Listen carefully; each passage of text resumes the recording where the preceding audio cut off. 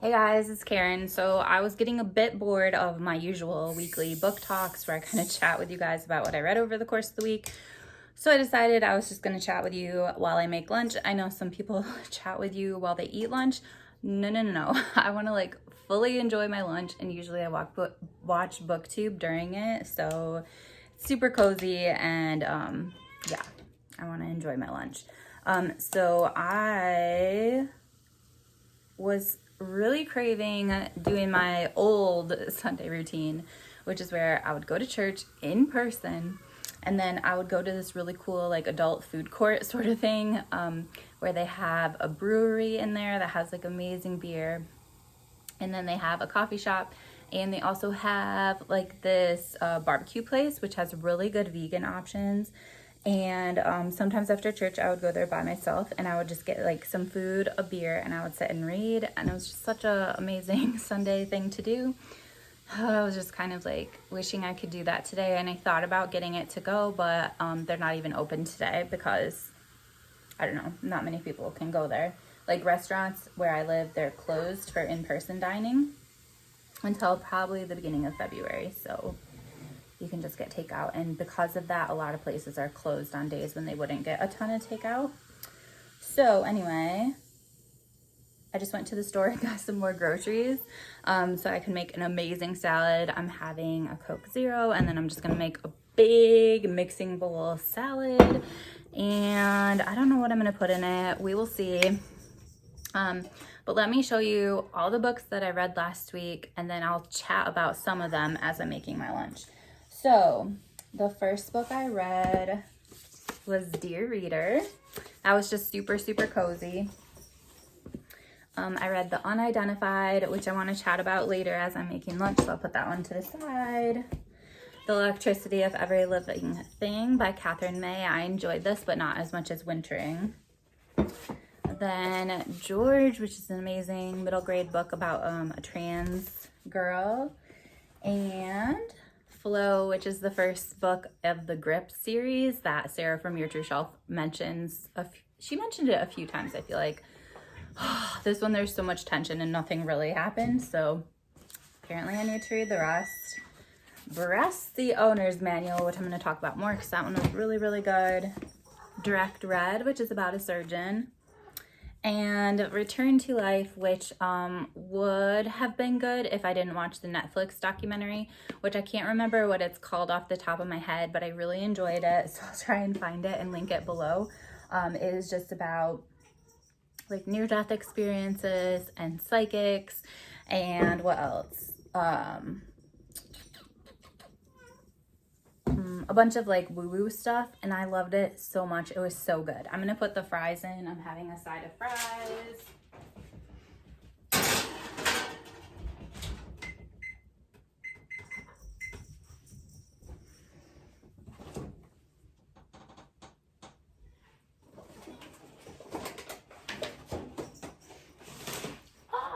Okay, I also watched a really good Netflix documentary too, which I forgot also what it's called. I think it's called I don't know, something about love. I need to look these up before I start talking.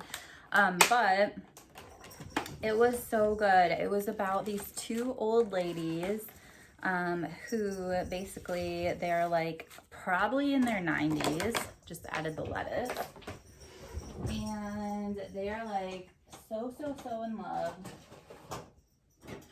But they haven't really opened up to their kids on the fact that they're gay. They have been calling themselves cousins for quite some time. So they finally came out to their kids, and that's all well and good. But now one of them has Parkinson's disease, and it's kind of to the point where she needs to go live somewhere else, where she can be better taken care of. And so this couple, they're looking for a place where they can live, and then they also are not sure how accepted they're going to be in a retirement community, because in their generation it wasn't super common to be gay, or well, it probably was equally as common, but it just people weren't open about it. I'm just putting in some shredded cabbage. And so there's that. And then one of them doesn't really want to move out of their home, and the other one is like, yeah, we really need to. So there's all that. But then it's also interesting, like hearing more about their lives.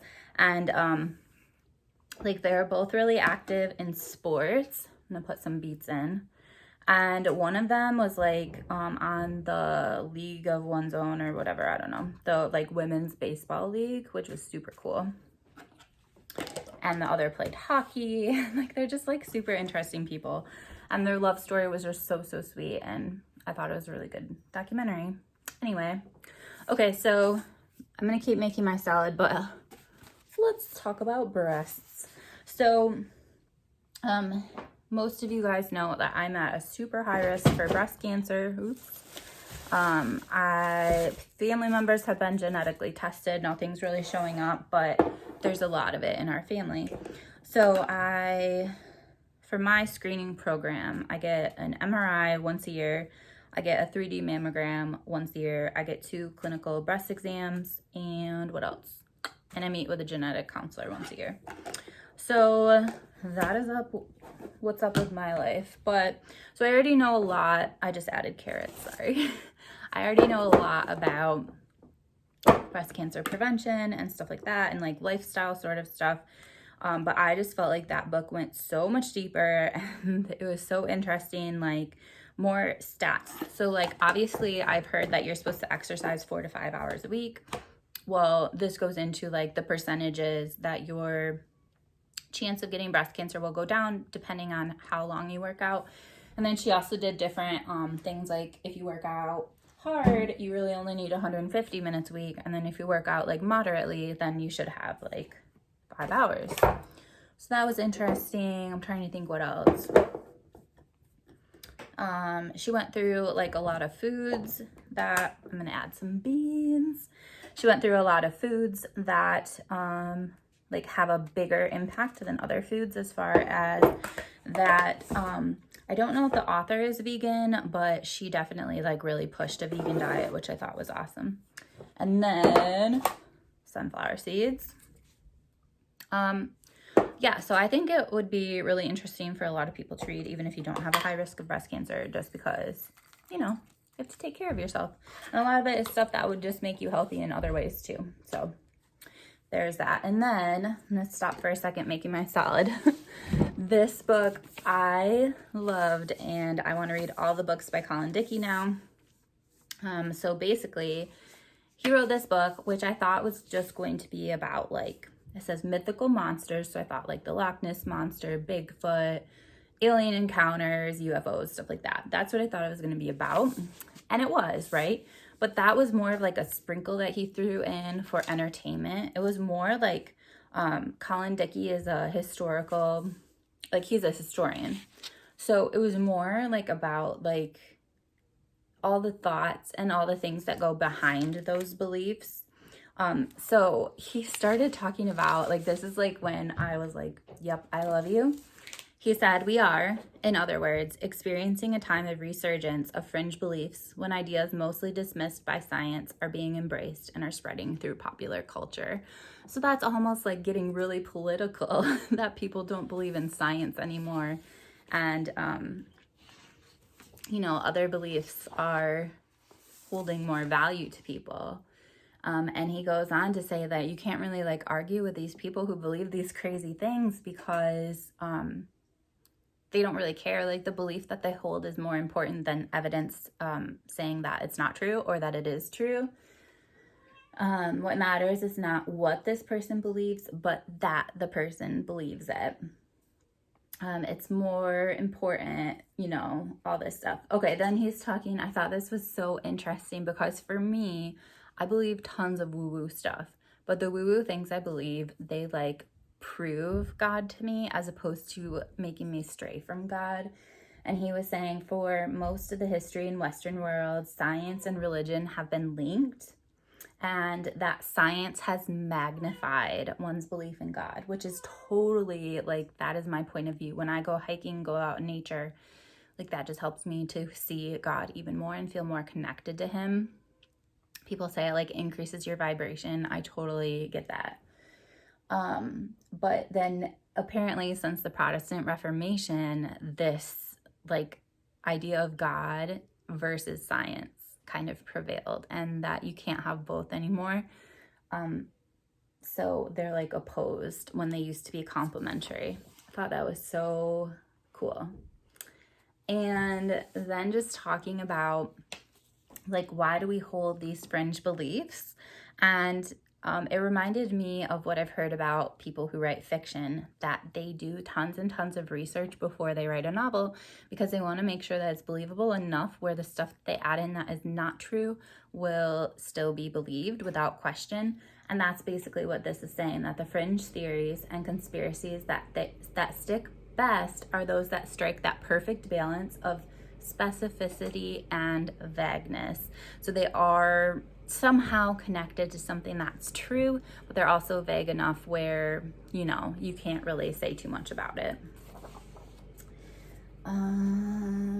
There's also, I didn't realize the history of science so much, but science was definitely something that was for the rich back in the day, and it was like very elitist.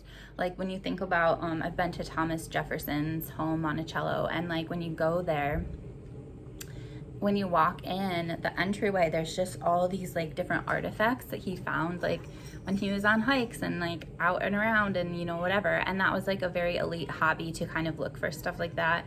And so it kind of still makes science elite. And so there's this whole other population that like they almost don't want to believe in science or anything because it's like for people that are not them.